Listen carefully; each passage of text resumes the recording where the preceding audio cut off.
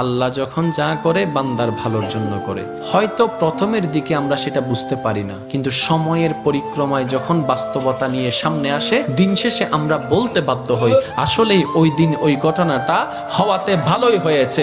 আল্লাহ কখনো বান্দার ক্ষতি চাই না। আল্লাহ যদি ক্ষতি চাইতেন সকালের নামাজ না পড়ার কারণে কান্না করে দিতে পারতেন, যদি আল্লাহ ক্ষতি চাইতেন দুপুরে নামাজ না পড়ার কারণে ল্যাংড়া করে দিতে পারতেন। আল্লাহ সেটা চান না, আল্লাহ চাই বান্দার সব সময় ভালো। আর মা তো দেখেন জন্ম দেওয়ার কারণে সন্তানের তো অপরাধ করার পরও মা সন্তানের প্রতি কতই ভালোবাসা, কতই মায়া, বাবার কাছ থেকে সন্তানের পিঠকে বাঁচাই ফেলছে, এরকম হাজারো মা আছে ওই মায়ের জন্য। কিন্তু আল্লাহ পাক রব্বুল আলামিন বান্দার উপর কতটুক ভালোবাসে দিয়েছেন সেটা আমরা বান্দারা বুঝতে পারি নাই বলে শয়তানের ফাঁদে বারবার পা দিয়ে আটকাই যাচ্ছি। মনে রাখবেন, মনের মধ্যে কথাটা বসাই ফেলবেন, আল্লাহ যখন যা করে বান্দার ভালোর জন্যই করে। একদিন না একদিন সেই ভালোটা আপনার বিবেকে এবং মনে প্রমাণ হয়ে সামনে চলে আসবে।